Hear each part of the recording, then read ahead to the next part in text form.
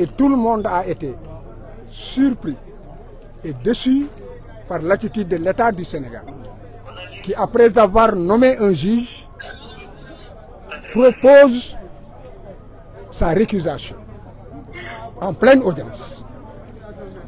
Comment est-ce que cela a pu se faire? Est-ce que le juge a refusé de céder aux tentations?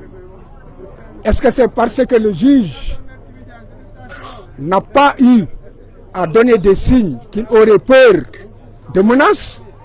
En tout état de cause, il y a une raison. Parce que personne ne s'y attendait, d'autant que le juge était en train de mener une audience où il était à équidistance. Il y a donc quelque chose qui s'est passé au sommet de l'État. Donc c'est une fierté. Mais ce qu'il faut surtout retenir, c'est que c'est un vent de liberté et d'indépendance qui souffle dans les rangs des magistrats. Un vent qui a débuté au nord avec l'avocat général Marème Diop Gueye. Tout le monde a pu apprécier son courage de dire que l'État avait tort et que l'État était dans la voie de fait et que l'État était dans l'arbitraire, qu'il ne pouvait pas priver Ousmane Sonko de ses droits et que le ministère de l'Intérieur n'était pas dans le droit, qu'il était dans l'illégalité. Un acte de courage.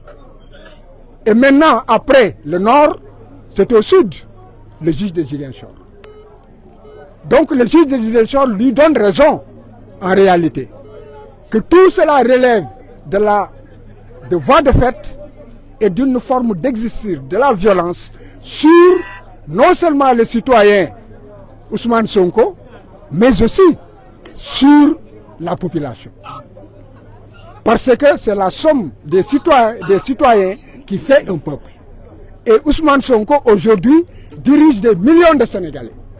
En les réprimant, en lui refusant ses droits, on force le jeu démocratique et déjà, les parrainages ont commencé, la rupture de l'égalité dans la compétition est déjà rompue. Donc, ce vent de liberté inspirera d'autres juges. Parce que j'ai dit qu'il existe dans ce pays des juges fiers, des juges honnêtes, des juges indépendants, des juges courageux. Il n'y a jamais 203. Attendons de voir le troisième. Maître l'agent judiciaire de l'État a, semble-t-il, évoqué des proximités entre le juge et un proche d'Ousmane Sonko. Que répondez-vous à cela? Si la proximité seulement devait jouer, d'abord c'est faux. Parce que Ousmane Sonko ne connaît pas le juge ne le connaît pas. C'est une vérité. Mais l'État dit que le juge aurait un frère qui serait un collègue de Ousmane Sonko. On n'a jamais parlé, il n'y a pas de lien de subordination. Il n'existe il n'y a pas de lien de parenté. Il n'y a pas de lien d'amitié. Et il n'est pas dit que le juge connaît Ousmane Sonko. Alors, mais c'est quoi la conséquence maintenant? Est-ce que cela veut dire qu'Ousmane Sonko va être candidat? Est-ce qu'il y aura une incidence sur les autres affaires judiciaires? La candidature d'Ousmane Sonko est une exigence sociale, c'est une exigence du peuple sénégalais. Est-ce que juridiquement c'est possible maintenant? Juridiquement, Ousmane Sonko doit être candidat. Nous nous battrons et le dernier mot appartient au peuple sénégalais. On peut dire que c'est acté. À partir de la décision de Ziguinchor, dès demain, il devrait pouvoir commencer les parrainages. li ñu jàpp moom moo di que juge bi la ndaw si waxoon ci bërëb ba kawe ba cour suprême Marème Diop Gueye dëgg ba mu fa waxoon ne jaay doole la ñu bëgg a teg Ousmane et que li ñuy def yëpp teguñu ko ci yoon que yëfu wayu yi ñuy def dañ ko war a arrêter et que ñu bàyyi Ousmane comme tous les citoyens mu retirer fiche am day nga mën a participer ci parrainage yi loolu la kii firndeel tey mais kii dafa gën a sori dafa nekk lii état bi def wéeru ko fenn tegu ko ci xam-xam tegu ko ci dëgg kon boog nañu dindaat Ousmane niñ ko dindee faase ko nañ ko ci delloowaat ci ni mu gën a gaawee te bu ñu jëlee ci du ñu jël benn mesure boo xam ne mun na tere Ousmane nekk ci liste yi te Ousmane bu nekkee ci liste yi day wane que ne Ousmane dégg nga candidat la à la candidature. maître agent judiciaire l'État nee na Sonko dafa jege mbokku kenn ci juge bi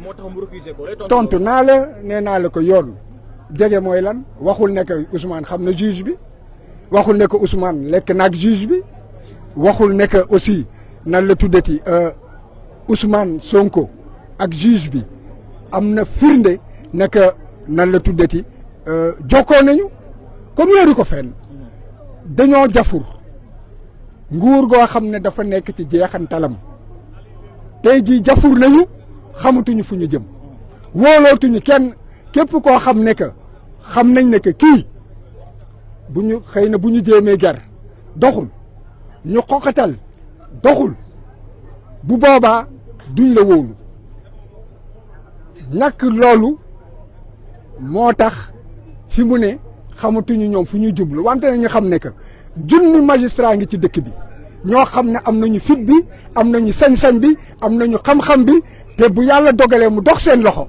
dañu leen di gën a bottiwaat rek ci suuf. maître ban njeexital léegi la décision bi am plan judiciaire ndax Sonko. moom moo di que Ousmane Sonko dafa war a commencer ay parrainage am te it war a déposer candidature te loolu nag loolu moom mooy yoon dégg nga lii ñuy def yëpp maanaam ci xeetu noot la wante Sénégal yi yeewu nañu kenn du nangu ñu noot ñu te kenn it du nangu ñi nga xam ne dañoo jeexal ñu doon ay xong faaf dégg nga bëgg fee toog abada dayi man loolu day dàkk.